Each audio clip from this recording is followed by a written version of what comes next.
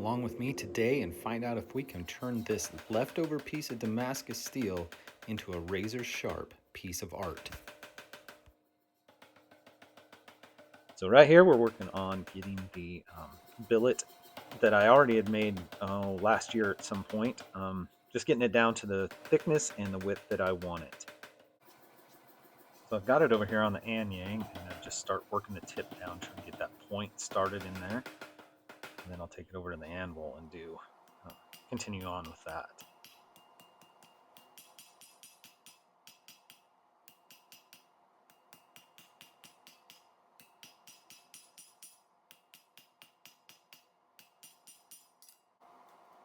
As I work the point down on the tip, I keep going back and forth to the flats just to keep it the same thickness throughout, because as you work that tip down, it thickens up the billet. So the tip is how I want it, so I'm measuring out where to put the choil in over on the power hammer. So I'd make a mark right there and then bring it over to the power hammer and put the choil in.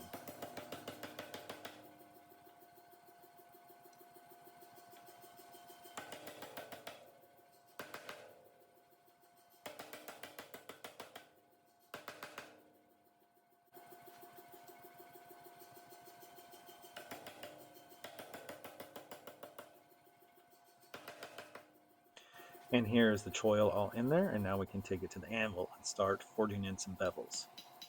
I'm going to draw that heel down to start with, both sides, try to work both sides the same where this is a Damascus San Mai, so we can keep that pattern fairly even as possible.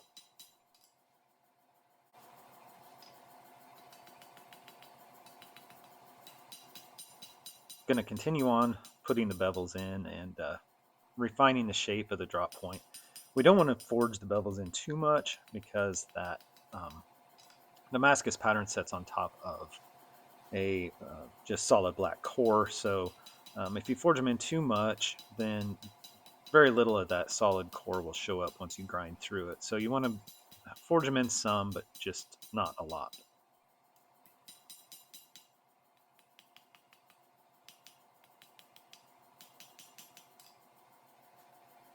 Okay, so we have the blade shape how we want it. We're going to take it over to the cutoff tool on the anvil and cut that off, leaving ourselves enough to be able to forge in the tang.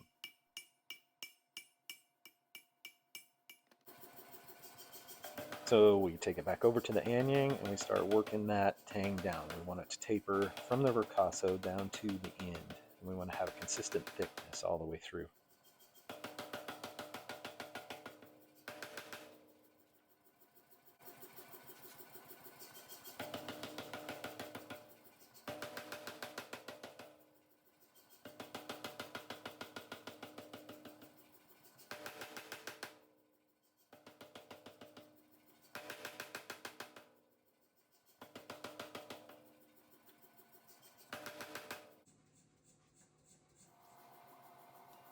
Then we take it back over to the anvil and just do a little bit of fine tuning with the hand hammer just to get it to the shape that we want.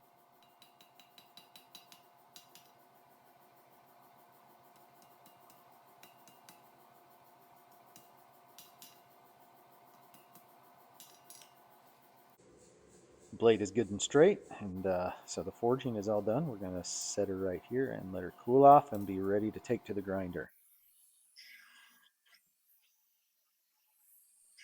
So we take it to the surface grinder to get the flats all good and flat and clean up any forge scale that's on the blade.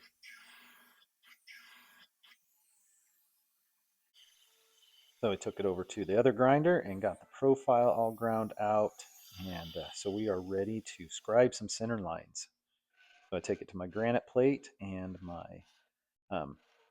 height gauge and scribe some center lines all the way around both sides, just so I know where to grind to have that blade edge centered.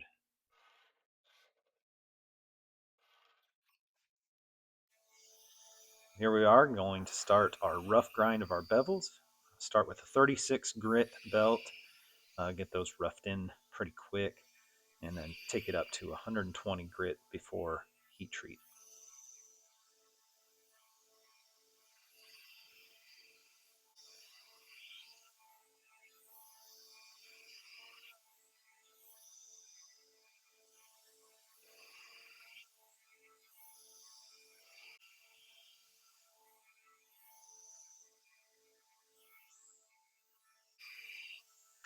So we're on to the other side to get this side all finished up on the 36 grit.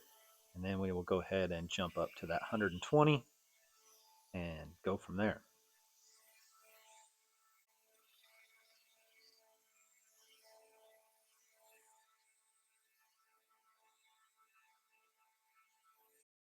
The heat treat oven is up to temperature to start our thermal cycles. And on the first one, I bring it out and stamp my maker's mark in here. So this will be thermal cycle number 1 of 3. I won't show the other 2, but now we're going in for the heat treat. And here is the quench.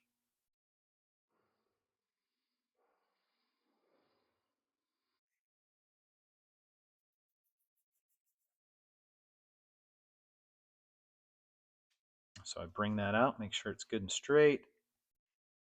Everything looks pretty good. And there is the pattern starting to show through. Now it is time to get it in the temper oven and temper it for 2 2-hour cycles.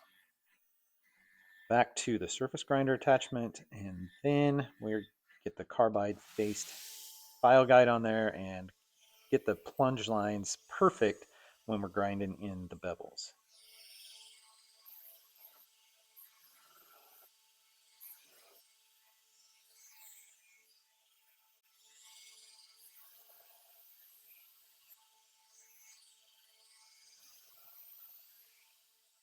So here's the finished grinding on the bevels. We can get that file guide off there now and start our hand sanding.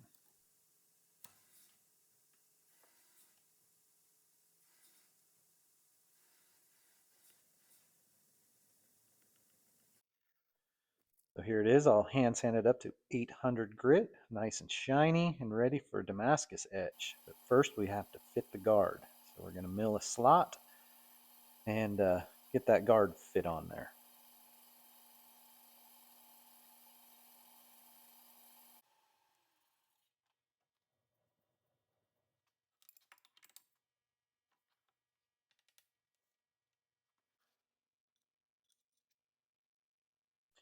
So the guard is pretty close to fitting up, so we're going to put it in the vise here and do a little hand filing on it, just a little bit at a time, and check and recheck until it's really close, and then we will pound that guard on the tang to make it fit nice and tight.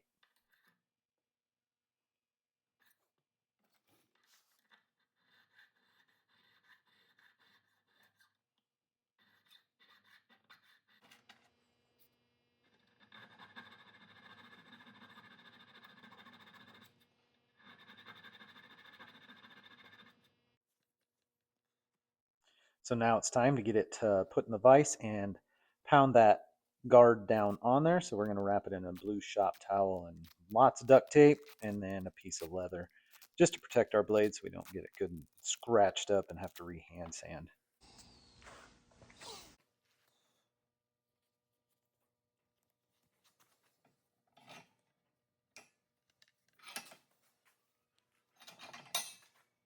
So we're going to put a little spacer on there to protect our guard from getting marked up by the piece of pipe. We're going to pound that down on there and get her seated nice and tight up against the shoulders. See how we did. So we have to knock the guard back off there. There's a couple gaps in there that we need to fine tune just a little bit. I took care of those and we'll knock it back down on there and see how she fits up this time.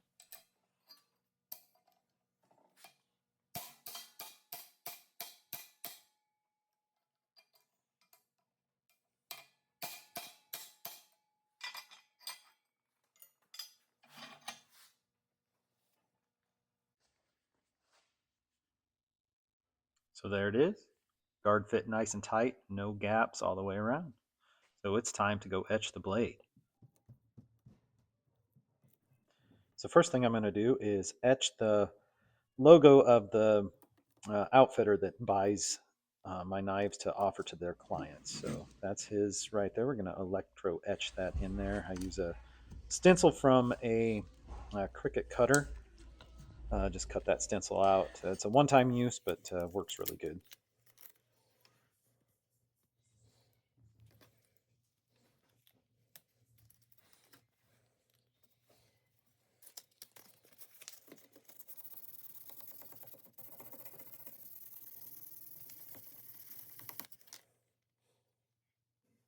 And here we are, finally into the ferric chloride to finally get to see the pattern on this blade.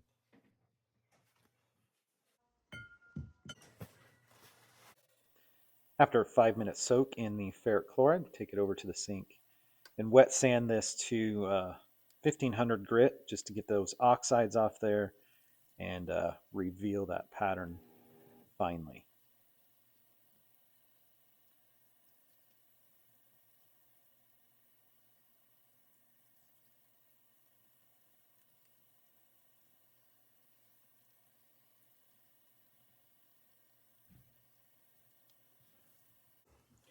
We will go ahead and do 2 more times of 5 minutes each in the acid and cleaning the blade off in between each one. And then at the end, we will neutralize that with some Windex.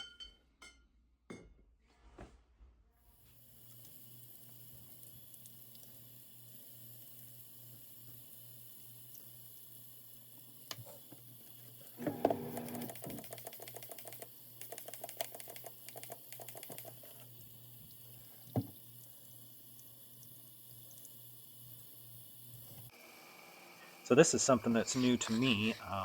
I decided to go with a buffed finish on the Damascus this time. I usually go for a higher contrast with a coffee etch and that sort of thing, but I decided on this one I wanted to do a buffed finish, get that shined up really nice.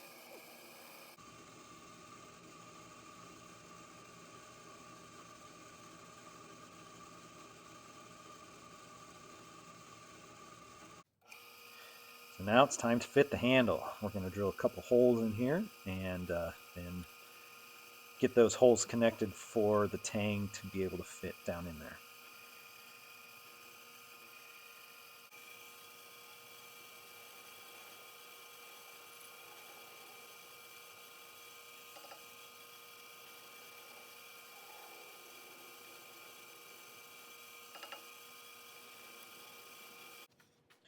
And here it is, all fit up and ready to epoxy in there.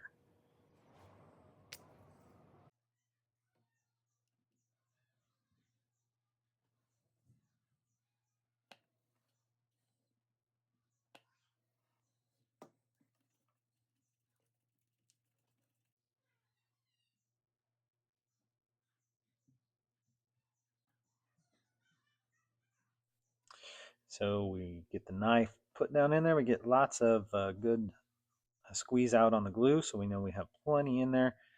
And we're just set and let that cure. Now it's time to get that handle shape profiled.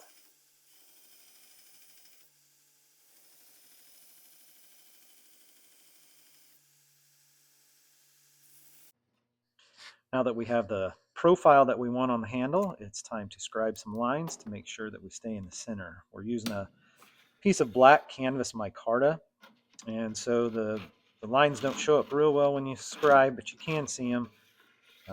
Get it scribed all the way around.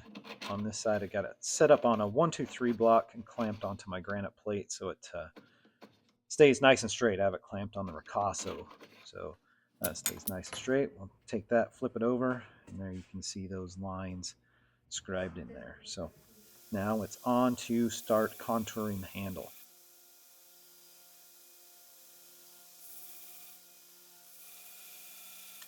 So if you've made it this far into the video, this is where I'm going to ask if you guys would like and subscribe to my channel. It really helps things out, helps the channel grow, and just encourages me to keep making more videos. So if you could like and subscribe, that would be awesome.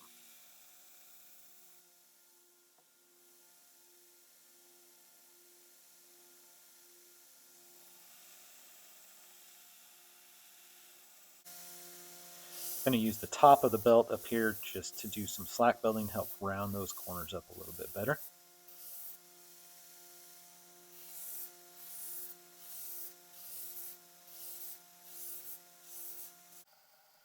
So now we're going to take it over to the broad bed grinder and the small wheel attachment and start shaping up this finger guard.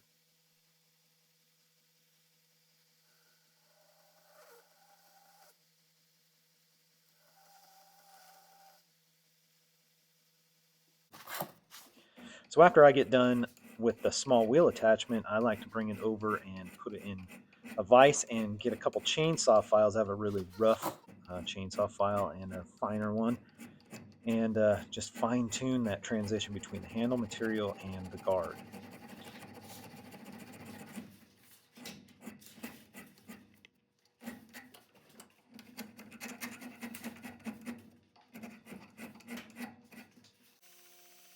It's hard to tell from here while the grinder's running, but that is a scalloped edged belt, and it works really good to get into those contours, like right there on the bottom back of the handle there. It doesn't cut any grooves with those scalloped edges. Just doing some slack belting again up on top, get everything cleaned up nice.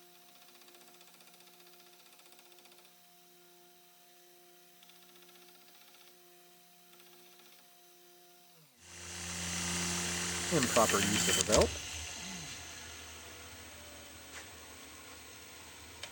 That was scary. All right, it is time to start hand sanding the handle. Take this up to 800 grit and then on to the buffer. I really wish I could hand sand this fast in real life.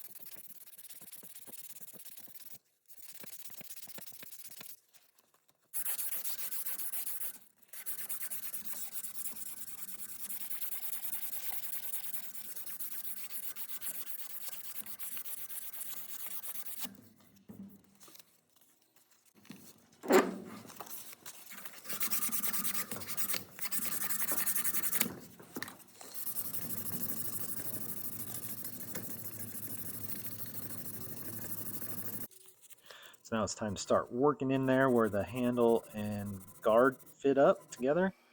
And now we are onto the buffing machine for the last little polish of the handle, and then it will be all finished.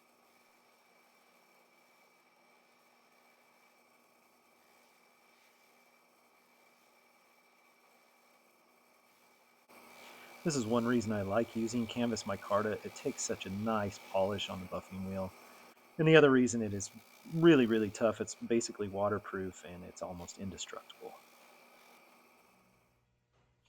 And here it is, all finished up. It is a buffed, finished 1084 and 15N20 Damascus San Mai blade, bronze guard, and black canvas micarta handle.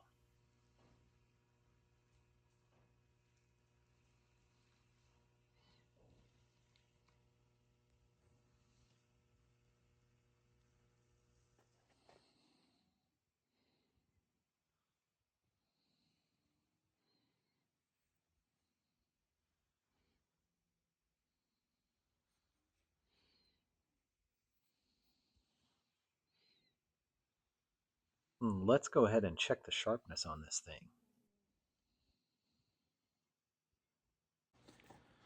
She is hair popping sharp. Thank you everybody for sticking around and watching my videos. Don't forget to like and subscribe. See you on the next one.